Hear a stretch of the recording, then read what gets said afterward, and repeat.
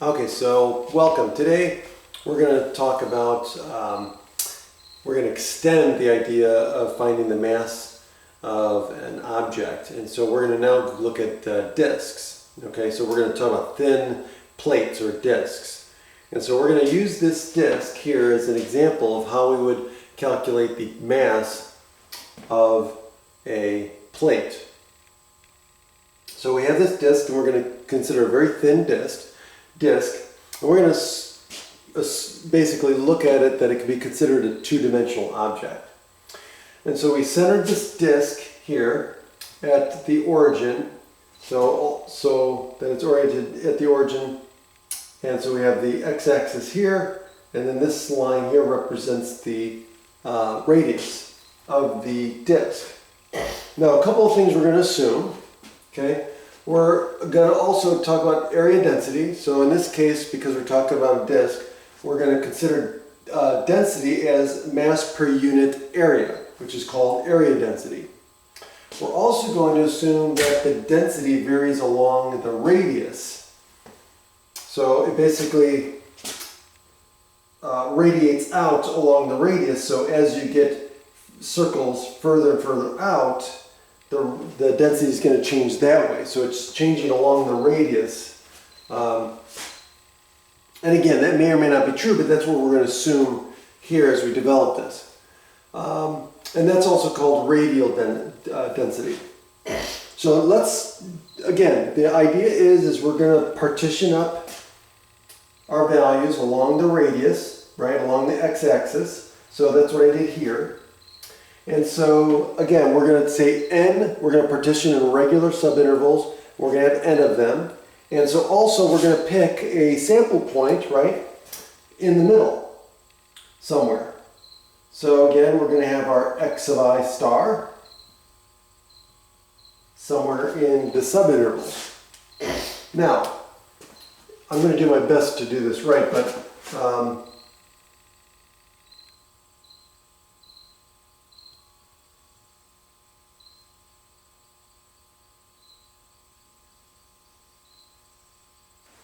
so if I do that, that's what happens to my interval. So it basically creates this washer around it, right? So this is what we're going to use to help us develop the formula for the mass that we're going to use. Okay, but before we get to that part, let's look at how would we find this area, right? Because again, area is going to be part of the problem here. We're going to basically multiply the density function, right? So we're going to have a density function, and it's mass per area. So to get mass, we're going to have to multiply by the area. So we're going to have to find the area of this thin washer, right? So how do we find the area of the thin washer? Well, we've done this before, right? So the area is going to be the area of the outside circle, right, the outside disk, okay, minus the area of the inside disk, and that's going to give us the area of the washer. So what's the area of the outside disk? Well, it's going to be the radius, which is x of I, squared. So it's going to be pi times x of I squared, and then we're going to subtract off the area of the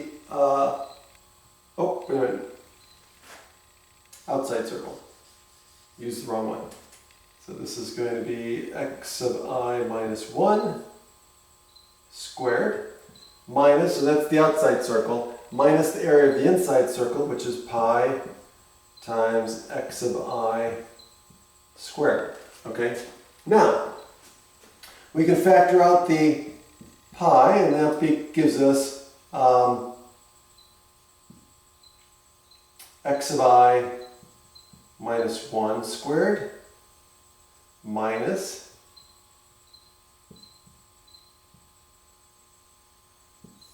x of I squared.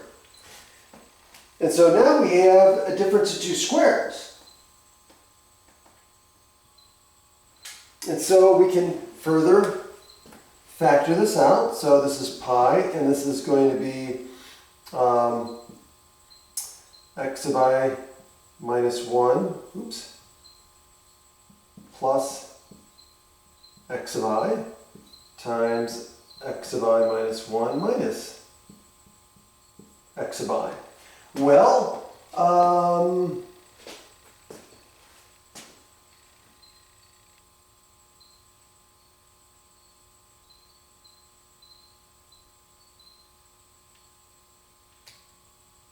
no, wait a minute, I had it right the first time. Okay, yeah. I'm sorry, this should be x sub I. I had it right the first time. It wasn't making sense to me down here. Okay, let me adjust this. Sorry about that. Yeah, I was looking, the one was covered, so that I got confused. So I was right the first time. So outside was x sub I, and the inside one is x sub I minus 1. And so this will be x sub I, this will be x sub I minus 1, this will be x sub I and x sub I minus 1. Okay, that makes more sense. I saw this and it wasn't making sense to me because it was turned out to be negative. So you always want to have the bigger number minus the smaller number. And so that's why I had it switched. So we're good now, okay? So now, this piece is just delta x. Now, remember last time when we were talking about the cylindrical shell method, I believe, when we had a similar situation happen where we had these two.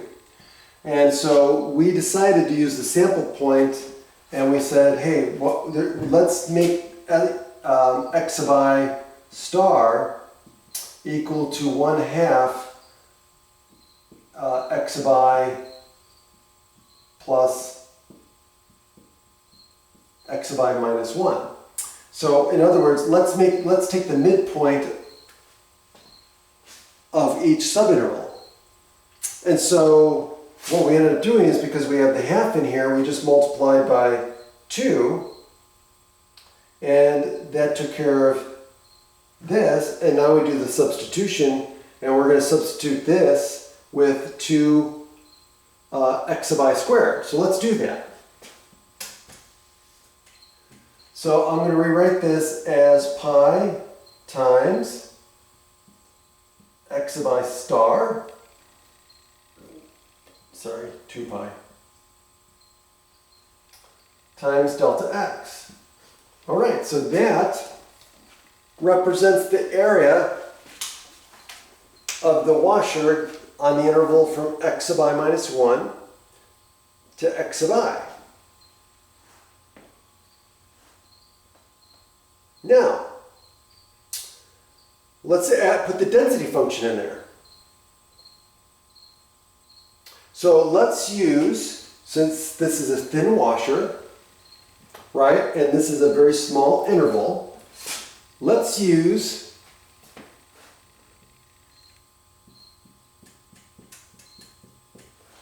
row of x sub I star to represent the density of the washer in that subinterval. Okay, and so now what we're going to do is we're going to now put it together to find the mass of the washer. So what we're going to do is we're going to take our density function, which is mass per area, and we're going to multiply it by the area to get mass, right? So the areas will cancel. So now,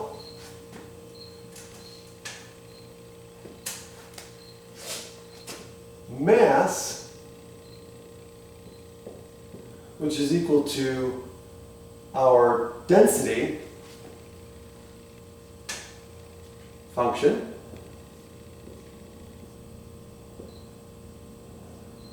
times area. Or in other words, area, just be area. Okay, and of course the units work out, right? Mass divided by area times area gives you mass, okay, which is exactly what we want. So now this is going to equal, so I'm going to call it mass of I again. So mass of I is going to become the density function, oops, this should be star, rho of x sub I star times 2 pi times x sub I star delta x. And as usual, this is what we're going to use to sum as far as each interval. And so to get the approximated value for the mass, we just sum up all of these m sub i's from I equal 1 to n. And so now let me erase this. And let's put it together. So now I'm going to get the mass of the disk is going to be approximately equal to the sum of I equals 1 to n of all of the m sub i's, right? Which is given by rho of x sub I squared times 2 pi times x sub I delta x. And now, if we take the limit,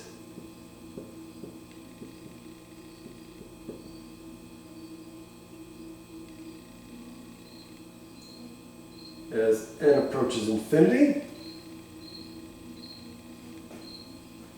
right? So this is just m sub I, so if I take the sum of all of those masses from I equals 1 to n of m sub I don't want to write the whole thing out, then what happens? This equals our integral from a to b, right? So a is the center of the disk, b is the edge of the disk,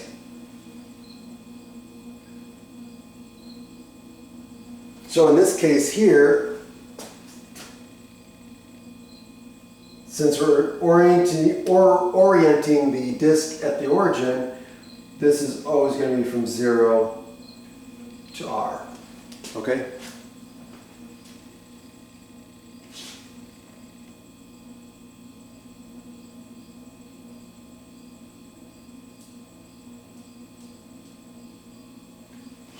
And so how does this work? Well, the 2 pi, right? So we're going to get 2 pi x rho of x delta x. And so that is the integral that we're going to use to find the mass of a disk centered at the origin. 2 pi x rho of x dx from 0 to r. Okay, so now in the next video I'm going to take a few moments and we'll go through the theorem and then we'll do examples. Have a great day.